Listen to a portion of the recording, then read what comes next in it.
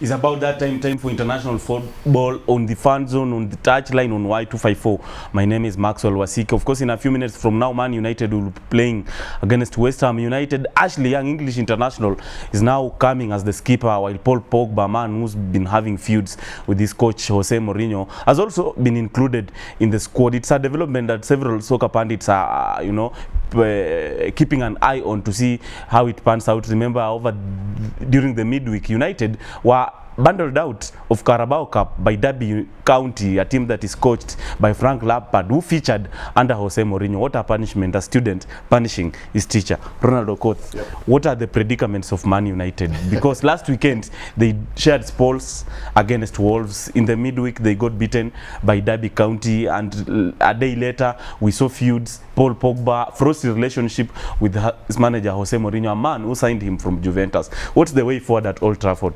Well, I think Joe stands a better chance of telling us what's wrong with this team. But I think they are going through a tough phase because, the manager is not getting along well with some influential players. And also I think it's very wrong for him to maybe strip off Pogba his assistant captaincy band at this juncture of the season. Because to me, I think Pogba is an influential player, even though Mourinho has said that he doesn't seem to influence the game that much. That's why he needs another leader in the team. But they are going through a tough phase, and probably that's why we've seen the likes of Sanchez not rising up to the occasion. Probably he's had the longest run without even scoring a goal. So probably it's just a tough time for Manchester United, and they will be looking to bounce back in today's game against whoever they'll be playing against. So maybe I'll be interested to see how they'll be trying to catch up again.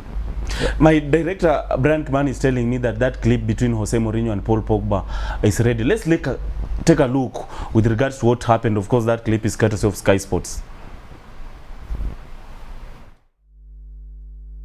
A lot of rumours today about a possible fallout between you and Paul Pogba. Is there any truth in that? No. The only truth is that I made the decision of Paul not to be the second captain anymore. But no fallout, no problems at all. No.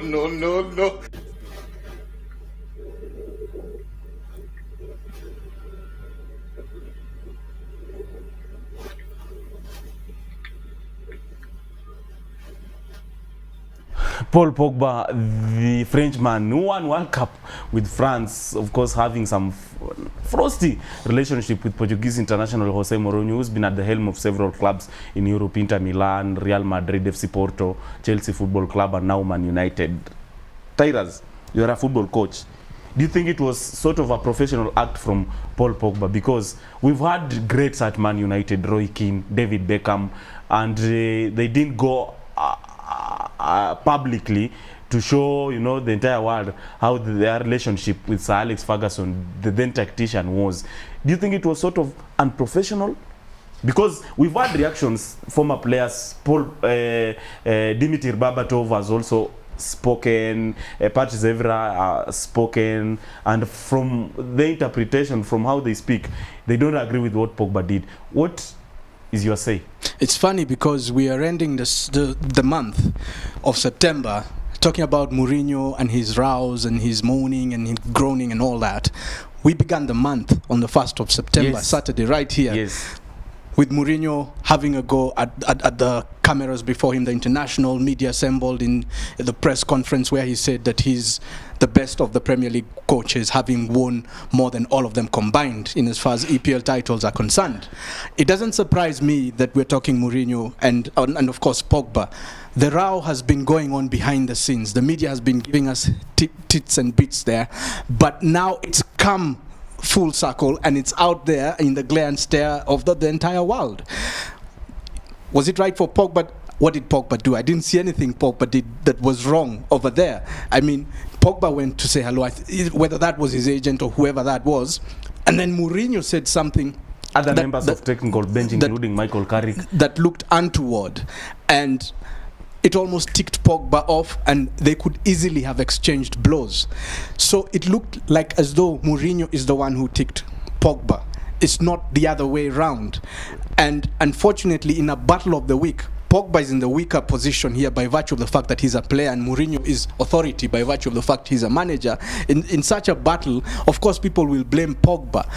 And they'll say things like Beckham never... I mean, Pogba did not do anything wrong. He went and... I mean, it's like me coming to say hello to you, and then he says something untoward toward me, God forbid, and then I sort of react. Where does the root cause of that problem begin? At least on the face of it, it's the person who ticked me off.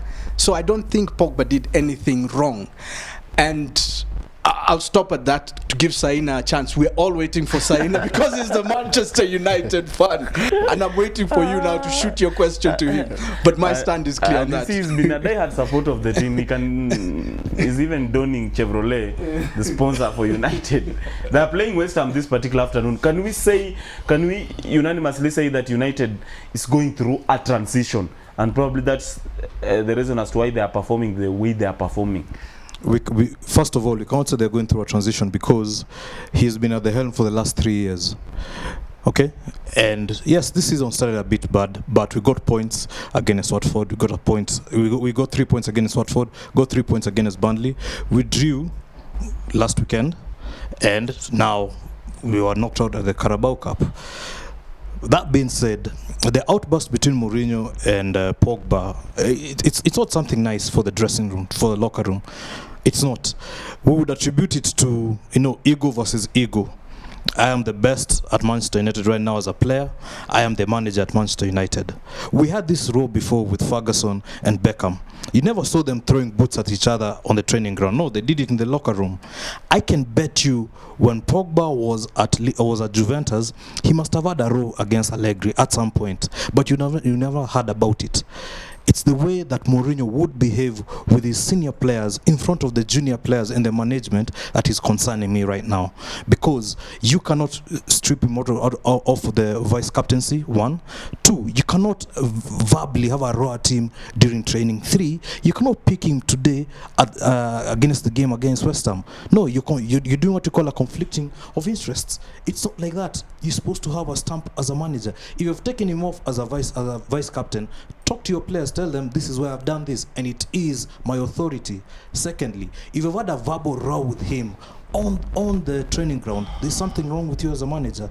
And thirdly, you will not be playing around not only with his emotional skills but his physical skills by putting him in a game again after what you two have gone through. It's detrimental. Having said that, I am hoping to get some few points this weekend. But again, it's really detrimental to that because man management does not allow you to do that. It does not allow you to do that. You've got some reply? Yeah, if I can add on that, I think plus amidst all these issues that are happening, we can. I think there's been word going around that Zidane has already started learning English, taking English lessons in preparation to maybe take over Manchester United. And also Juventus, they've also started using Pogba's throwback pictures. So probably they're trying to hint something, and maybe Pogba may be going back to Juventus and all that.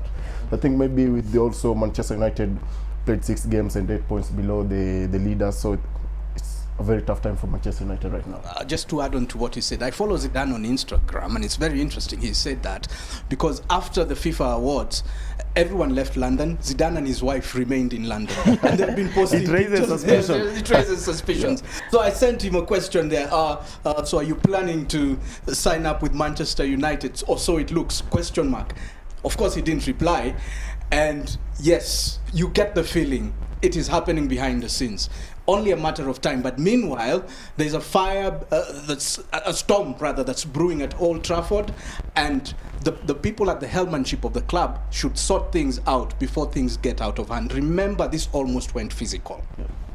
It's a development that we want to be keeping an eye on and see what David Woodward, the CEO for United, a man who replaced David Gill, and there has been a lot of interpretation and a lot of castigation on Ed Woodward, some thinking that he's failed to stamp authority in terms of leadership and replicate the qualities of his predecessor David Gill, who did splendidly well with Sir Alex Ferguson. And we shall be seeing what will happen. Of course, they will be playing West Ham this particular afternoon, and probably a victory for United will be a vindication for what they have gone through during the past week. Another thing that we're going to speak about as far as international football headline is FIFA-based awards, controversy and headlines, and heated debate on social media platforms from football followers. Mo Salah scored several goals, Yeah. some of which might have been superior and better compared to the one that earned him Puskas award during FIFA Best. What's your response? Well, I think it was just more so a consolation to him because there's no way he was going to win the FIFA Best Player award. So probably when he got the Puskas award for the best goal, it was just a consolation, just to at least give him the boost and the morale to maybe continue soldiering on. So to me, I expected it, because the moment he was just giving it, I knew that's him. But in the first place, did he deserve it compared to other goals from Cristiano Ronaldo? I don't think he deserved it, because Gareth even some of his teammates were tweeting him saying, probably this is not even your best goal that you've ever scored, and it was evident because I think he scored some superior goals.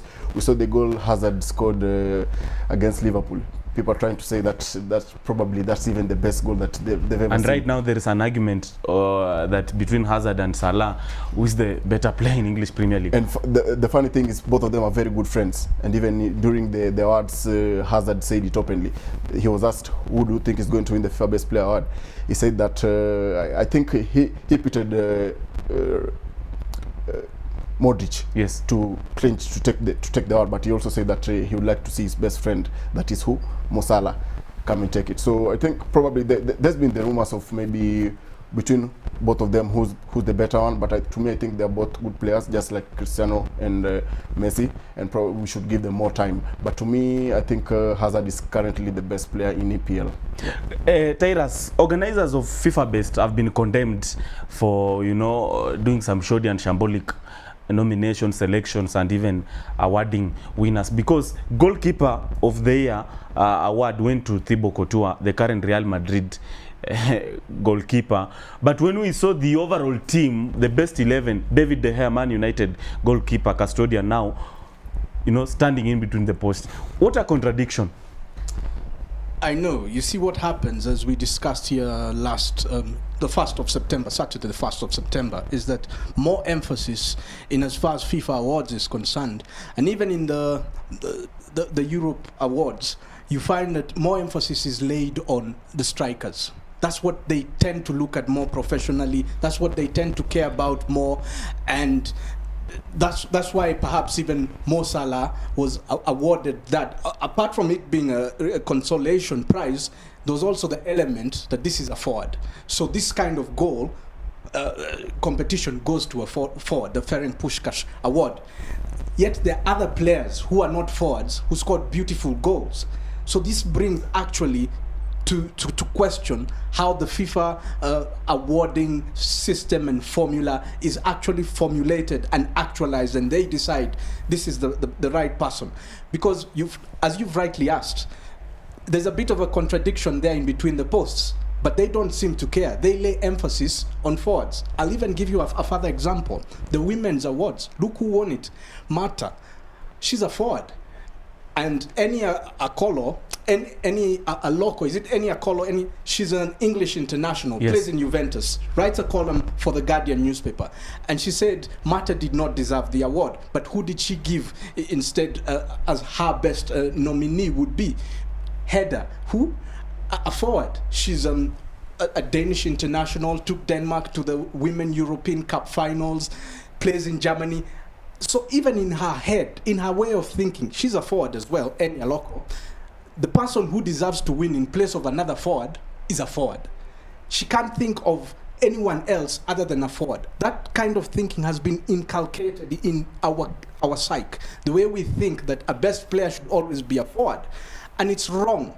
And perhaps I'll be a bit critical. I've never done this before, but perhaps that's why we give too much credit to Joe Kadenge Nampira, because he was, even though he sort of switched between the flanks and up front, he was a forward kind of player. He scored many goals, and we've always rated him higher than people like James Yanga, who was probably the best goalkeeper Kenya has ever had. But who knows of James Yanga? He died last year, I think, or earlier this year. And we didn't as much as look over our shoulders. Why? Because he was a goalkeeper. We didn't rate him highly. It's a wrong mentality, and unfortunately, it's found itself deeply inculcated at international level. Joe, Mo Salah winning Pushkas and being amongst the 3 shortlist award for overall FIFA best that was won by Croatian playmaker and World Cup finalist Luka Modric, but overall still in the best 11, not featuring. Again, let's look at the marketing power that is in football.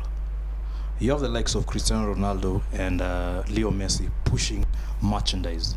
We're talking about serious Nike versus Adidas merchandise. We're talking about all these other merchandises that are coming into play with these 2 strikers. But yet, pound for pound, Salah was there. Even if he did do well with Egypt, he got an injury at the final of the Champions League. But he did a very good job. Yes, consolation players have agreed that he got for the good. But I believe he should be in the first. He should have been in that top 11. Again, the disrespect by these top players, the likes of Cristiano, who appear and accept the award, is unacceptable. It's unacceptable. It's unprofessional as well. We are tired of the fact that only those 2 players can make it. No way. We have so many players. We have so many players who can make it, and it's really a shame actually. In a nutshell, you are trying to say that Luka Modric deserved the award. He deserved the award. And is it an end of an era for Cristiano Lionel Messi? It is. It is an end of an era. Unless again UEFA come back to us next year and bring a bogus award to some bogus players. Ronald Okoth, you've been a player. Do you agree with these statements? Well, to some extent, I agree with this sentiment. But, and I would also like to add that maybe we saw Dani Alves being named into the best 11. Yeah. How many games has he played in his club? Because last season he's been sort of injured most of the times. So I think it was a bit shambolic, and many people complained. Hopefully next year we'll see another better award being arranged more than this year. Kieran Trippier, Sergio Aurier, come all these right backs, and you decided Dani Alves. Benjamin Pavard. But overall, the best squad, the FIFA 11 best, and the individual categories, Tyrus, you are in agreement with the winners? With Luka Modric, an emphatic yes. He's midfield based, brilliant mind, very entertaining, disciplined, cool, calm, collected, disciplined, role model, and leader, and he's shy. That's there's a substance of class, an element of class in that. It's leadership qualities come out of that. It shows you he's not flash, he's not fronting for himself, he's not ego oriented, he's just humility oriented. That's brilliant. At least FIFA there thought. But on the part of the women, they chose a forward. She's brilliant. I mean, but she's won it. It's like the 8th time she was winning it. And Pele said, this is Pele in skirts. She's good. She merits having won in the past. But can we see diversity? I mean, these strikers, they score brilliant goals. But who provides them with those passes for them to score those brilliant goals? Can they also be respected and awarded and appreciated and loved? And then we'll talk. And Lionel Messi and Cristiano Ronaldo both missed out attendance. Does that insinuate that probably they're eligible to attend only when they're winning it? Does it portray of their greediness and selfishness? It's unprofessional of them to have done so. But then again, they're also human beings, and they were so used to being in power. A human being who is used to being in power is usually very reluctant to let go of that power. It's like taking off a bone of very fleshy meat from a hyena's jaws. There's only one outcome. There's only one. So you have to look at the professional angle and the human Cristiano angle. Ronaldo had indicated earlier that he would be missing because he was preparing for a match in midweek for his team Juventus. No, but I think he said that because he knew very well he's not going to win. Yeah. So he was justified or unjustified. You remember the last time, quote and unquote, a human being won the Ballon d'Or was Kaká. The next year, Kaká was there, and he didn't win it. He was professional enough to show face, even if he knew he wasn't going to win it. It is a blatant disregard of the awarding system at FIFA. It's disrespectful.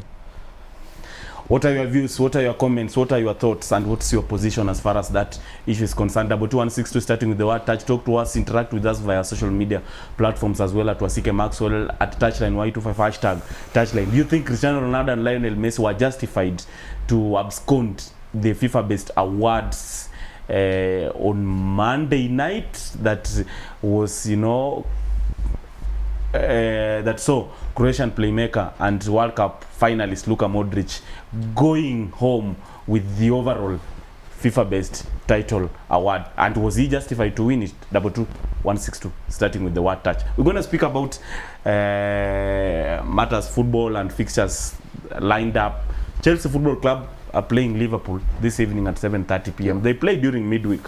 What are your expectations? Do you think Chelsea can maintain what they did on Wednesday, or probably Liverpool will be seeking for revenge? Well, to Liverpool, I don't think lightning will strike twice. Once beaten, twice shy. So today, I think they'll be coming out guns blazing with all their forwards, the likes of Firmino, Salah, Mane. So I don't think they'll be going for nothing short of a win. So, but at the same time, I think Chelsea are well prepared because they played in the past. They played in the midweek, and Chelsea got the better of Liverpool. So this evening, I think Liverpool will have the better of Chelsea. Joe, I have some good news for you. Guess what? Tell me. Guess. Well, we've scored, obviously. Felipe Anderson has already scored for West Ham United, and Man United are trailing their opponents as speak right now in an early kickoff fixture that started at 2:30 p.m. West Ham United against Manchester United. Now let's proceed. How do you feel? Well, I'll have to look at the goal. I don't know whether Calamota's error that was, or it was a clear-cut chance. But to go back to the Liverpool-Chelsea game, Liverpool played their socks off in that game, and I believe that if they stick to the same, and the difference is, and there's something that these new coaches have brought up, the defensive midfielder, who is always the anchor man, always the destroyer, has been put in a way that he can also do some attacking. You've seen the likes of N'Golo Kante being put forward by Zari. Now Kate has been put forward by Klopp. This twitching of the systems of the gameplay is what makes this game beautiful, and I do not believe that Liverpool will go down again to the same. Again, individual brilliantness came to part in terms of what Hazard did. Again, you cannot be taught that. You either have it or you don't. You but cannot Mauricio be taught that. Sarri has been convincing since he took over from Antonio Conte, yet to lose even a single game, and contrary to expectations, he's proving his critics wrong, despite the pundits' prediction tipping only Liverpool and City for title crown. Chelsea, can you also say it's part of the favourites for the for the title? Yes, they are, because what Sarri did, he came and he looked at the individual strengths. What Antonio Conte was doing was busy using a target man for all the attacking phases, the likes of Giroud and Morata. But what Sarri has come to do, he's brought in an attacking flair from the middle pack. You have in the likes of N'Golo Kante going forward, Jorginho covering back. Something that Kovacic again going forward. Something that Conte wasn't doing. Conte was relying so much on the likes of Hazard and Willian, but now you have also a midfield that can also come forward, score some goals, and that is what is bringing the difference to Chelsea Football Club. Tyrus, your comment on Liverpool, Chelsea this evening? They are playing 7:30 p.m. It's a pulsating clash of the weekend. A lot of football lovers are looking forward to that particular tie. Which team are you rooting for? I think my shirt should answer that question for you. not because I'm necessarily rooting for them, but as he has insinuated, it's very difficult having these two sides met midweek for Chelsea to again beat the same side back to back twice. Is in football terms, that's very, very difficult. But the thing about Chelsea, when you expect them to lose, they win. And when you expect them to win, they lose. And then for Liverpool, on the other hand, they're very strong up front. And I think Saina has alluded to that. My concern with Liverpool is at the back. Because if you look at that Hazard goal, I wouldn't take anything away from it. I mean, it was top draw. But the Liverpool defense absolutely went to bed. They were snoring at the most significant moment of the game, when you expect them to be alert, the dying minutes, they went to bed. And if you follow Liverpool fans, they've been singing year in, year out about their defense. They have no concern about up front. It's about that defense. It's about that defense holding up to the very end. Chelsea are very strong towards the end of the game. That's when they peak. Liverpool must stay alert throughout the 90 minutes. And also their coach Jurgen Klopp, or their manager as they like to be called, needs to be fully alert and resilient. Sarri is a man a man's man. He's out to fight, he's out to win. But Klopp has to be resilient against the big names like Zari and fight them to the bitter end. I have no doubt that Liverpool can beat Chelsea. And I'm thinking there'll be goals galore. I don't know. I stand corrected. But I think Liverpool will win. Bottom line, they won't lose. Another fixture, Ronald Okoth, is Madrid derby. Real Madrid are playing Atletico tonight at 9:45 p.m. But Real Madrid, together with their El Clasico counterparts, Barcelona, have been having some sloppy start to La Liga contention. You know, Barcelona drawing over the weekend, being beaten in midweek. So is Real Madrid. Do you think Atletico, if well coordinated, if Diego Simeone plans properly, then La Liga title can be his to lose? Well, I think both Barcelona and Madrid they've been a bit jittery. Looking at the last game that they played, they both lost the last games, and you know Madrid are not just playing any other team; they're playing at maybe one of their arch rivals. And time and time again, always Diego Simeone's side has always had the better side of Madrid. They've always taken the game to the Madrid side. So it will be a tough game for Madrid. And the Madrid coach, Real Madrid coach, probably this is his last chance. He has to win this game because, you know, his job is probably hanging on the balance. So it will be a tough game for them. And I'm looking at a situation whereby maybe Diego Simeone will be having the better side of Real Madrid because to me, I don't think they've really adjusted well without their talisman who left for Juventus. So they've been struggling a bit, and they're facing an Atletico side that is very fluid. They're moving from the back to the midfield to the attacking forwards. So it will be a tough game, and probably Atletico Madrid will carry the day. Diego Simeone has been a man who's been intact at Atletico Madrid, despite interest from other powerhouses, from high-profile clubs in Europe and England in particular, has failed to move, and he stayed intact at Atletico. What do you think has been his impact for a Madrid-based team going into this clash with their rivals? His impact has been that Atletico Madrid has been able to achieve the utmost maximum that it can be able to achieve against the much more richer sides. You see, there's an invisible ceiling in football that allows the richer clubs like Bayern Munich, Real Madrid, FC Barcelona to go places beyond the ceiling and reach for the skies. But for teams like Atletico Madrid that have lesser budgets, they can only do so much. And Diego Simeone has been able to achieve for them that utmost high status that they can achieve without the kind of budget that those bigger teams have. That's why I'm personally rooting for a system whereby there's a level playing field, where teams can only spend so much, and we are equal. Now we compete on matters football as opposed to competing on who has the fatter wallet. Yeah, and if I can quickly add to that, I think another thing we can learn from Atletico Madrid is that they have a lesser budget because they recruit more from their youth system. They have a very strong youth system. That's why most of these players that are playing in the first 11, most of them they play together in the youth system. That's why we see an Atletico side that is strong and can match other teams. Joe, Cristiano Ronaldo left for Juventus, and there has been that talk of the void he left, and you know, several players now being mentioned as the potential candidates that can fill the position. Eden Hazard, Kylian Mbappe. But now, is it much pressure for Karim Benzema, the Frenchman, to, you know, attack and show the world that, you know, Cristiano Ronaldo's absence is not such a factor? Because we've seen even Gareth Bale, the Welshman, saying that they are more stronger than before.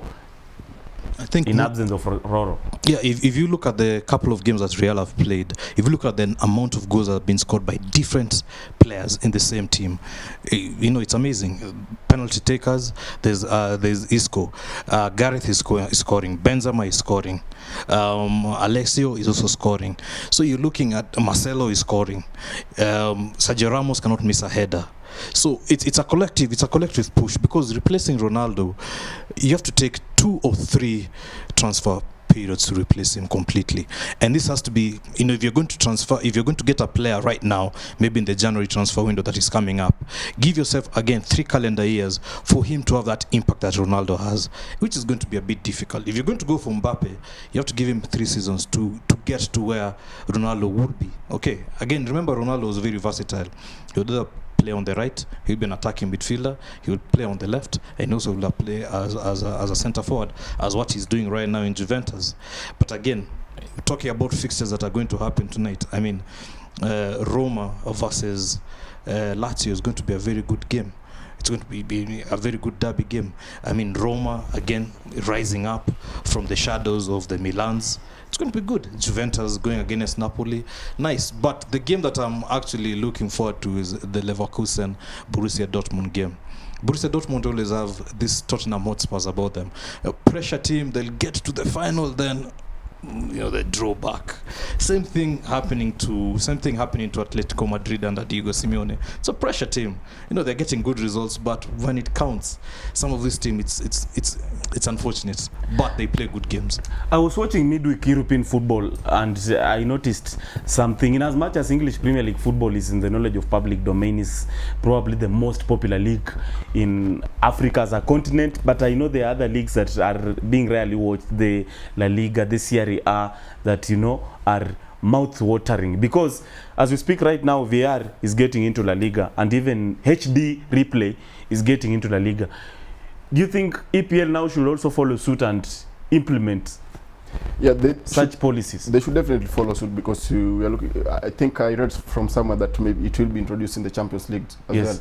So I think it's time maybe EPL should shape up, because they've been setting the pace for probably all other leagues. So looking at a situation whereby VR will be introduced into the EPL, it will be a good move. We've seen goals being disallowed, some being ruled out in the Serie A and also in the La Liga. So to me, VR it's a good time for EPL to also shape up. What's your comment about this latest introductions, new football rules, video assistant refereeing now being used? It was used in the World Cup and it drew much attention, both negatively and positively, and now it's getting into the market as far as other football leagues are concerned. Now La Liga and Champions League are here. It will be getting introduced soon. What's your comment? Good for the football? Oh yes, definitely. Robotic? Because I remember interviewing Francis Kimanthi, Mathare United tactician, and he told me such decisions, such new rules are so robotic to football. Change is at times welcomed and change is at times resisted. I think it's a good idea, but it should be uniform. If they are using it in La Liga, let them use it in the Premier League. If they're using it in the Serie A, let them use it in Portugal. Because at the end of the day, when players from these respective countries go to the World Cup, that's what was used. Yeah. So they might as well get used to it. And you can't have two regimes in place. You can't have people who are being held to account using a certain system and others who are being held to account using another system, a more manual and sort of looks outdated system. There's got to be a uniform way of running things. And just to add on to what he said about how he likes Kante being used, Liverpool using a defensive midfielder to attack. I think it's good. It's brilliant. I should have said that earlier to support him on that. And there's a guy called Babel who used to play for FC Barcelona. I think he played for Liverpool as well. Babel. Right. That's Ryan, the kind of guy. The Dutchman. Exactly. That's the kind of guy this game would need to spice it up tonight. He's old though. His kind of play between Liverpool and Chelsea. So yes, VAR, brilliant. Use it uniformly. Spread the love. Joe. No. No. Why a big no? I mean, there's that precision that it brings. Okay, and when I say precision, is a replay and the counter replays. But when it comes to the decision making, really and honestly, how many decisions has the VR guy up there made that you as a viewer or even as the ref on the ground is thinking, nah, I don't think it went that way. Again, I'm not saying it's wrong. Okay, it helped in the World Cup for some teams, yes. But if we had it the other day during the Champions League game between Juventus and who are they playing with again? And no, Juventus were playing with this season, the Champions League, the one that happened in the midweek, whereby Ronald was sent off because of holding someone's head. Sevilla? Yeah, was it Sevilla? I think it was Sevilla. Yes, they are going to play back in Sevilla, and now he was trying to attack the ball, knock down the defender, and then told the defender, "Get up! It's not a foul." Next thing you know, it's a red. So we could have gone back to VAR. He's already given out the red. Then VAR calls him and tells him, "You know what? I don't think it's a red. Relook it again." Cristiano is already crying towards the bench. See, all that commotion. I don't see it right now. I really don't see it in the Premier League. I mean, that's the entertaining part about the Premier League. Imagine stopping every time N'Golo Kante makes a tackle. He's going to make a tackle. Imagine every time stopping the game because Hazard has cut into his right foot and someone has been left down, or he's been just tripped a bit and then he's diving all over the place. Let's get back to the excitement. and also, Max, I think if VR was introduced in EPL, most guys who would benefit from it is the likes of Zaha, because time and time again he's been a victim of being knocked down, but the referee always think that he's feigning the. He has said that he's told Football Association that he needs to be overprotected. But I was reading a tweet somewhere that was asking, who does Zaha think he is? He's not Cristiano Ronaldo, he's not Lionel Messi. Why does he deserve such maximum protection? To me, I think he deserves the protection because we've seen players in the EPL being protected. When Ronaldo was playing the EPL, he used to be protected. But Hazard is being protected. The likes of Dele Alli, Kane, they're being protected. So Calibers is a determining factor, though. The profile of a player. The profile of a player. So I think Zaha, he's right to say that. And also, just to add on to the VR issue, most European leagues, they're ready for VR. If maybe even they say tomorrow we're introducing it, EPL will definitely take it up. But in Africa, are we really ready for it more so even in Kenya? Tyler, as we wrap? Yeah, as we wrap. Do you want me to wrap or just to... We can do both. No, let me stick to my lane. EPL will take, just like other leagues, they'll take time to adjust to the VR. It's a new concept, but once it happens proper into the system, it will gel nicely. And all this, no, that will ease. Let's give it a try.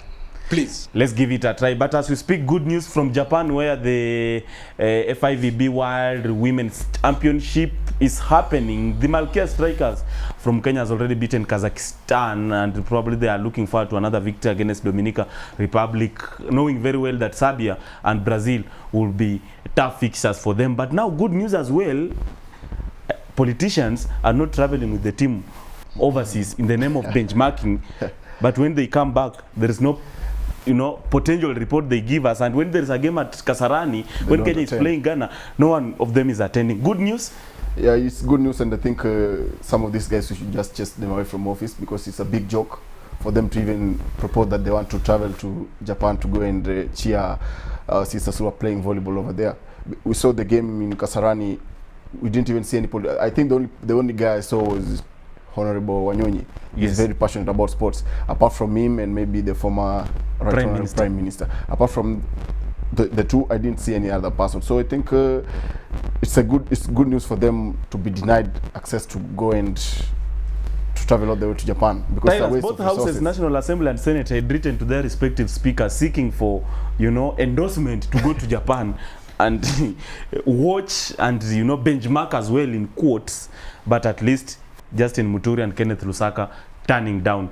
Good news, because air ticketing, per diem, accommodation, all would have made the taxpayer, with me and you, suffer. These things, it's good. In fact, perhaps looking at it differently, maybe that should have been accepted, and they go, and then Kenyans, we open our eyes, finally, and we see this thing for what it is. As he said, these guys should be recalled, some of them. But do we ever exercise our right in the Constitution to recall them? No. We just rave and rant. We're keyboard warriors. Tweet up, then we go to bed. I think this country needs to sink to a point whereby we finally open our eyes. And I don't know what you need to do to Kenyans for them to actually take action. We need now to take some constitutional action. Take some constitutional action. Joe, are you looking forward to stylish comeback from your team? Yes, I am. Thank you. You haven't asked me about the MPs and traveling because I've given a very bad answer. So thank you. But what I would say is this: if all those members of parliament had volleyball teams in their respective areas where they represent, and they were going there to either buy uniforms or get coaching, that would be brilliant. I would want us to go and look at their dossier and look at the areas if they have volleyball teams that they are supporting. But I'm looking at Manchester United bouncing back. I'm looking at Arsenal also winning today. To all my Arsenal people, hello. They always say that I never say anything about Arsenal. I think they've been playing quite well. The combination between Aubameyang and Lacazette has been working well. Ozil is back in the game. Ramsey is firing on all cylinders. It's going to be an astonishing game. You know, three wins out of 3. It's going to be good for these guys this season. I'm not looking at a situation where they should panic at all. Arsenal, no, they shouldn't panic. Tottenham, on the other hand, they should bounce back. Let's not have, is it the 5th or 6th season whereby they're pressurizing everyone? I think it's like the 5th one. Too much pressure. Win something this season. I know their stadiums are not yet ready, but you know, let them win something. You know, Newcastle, unfortunately, Rafa is doing his best, but the board is letting him down. Always a pleasure doing this every Saturday, 1 to 3 with repeat set for 3 to 5 next day on Sunday, where of course some of us, most of us, will be at the Ngong Racecourse for the 48th edition of Concours d'Elegance that is happening tomorrow. Most iconic, classiest event that is on the calendar of Kenya Motorsport Federation, open to all makes of cars and motorcycles, and some of us who are passionate about the sport will be heading there. Stay tuned, let's keep it sporty and have a fantastic weekend. Thanks for tuning in.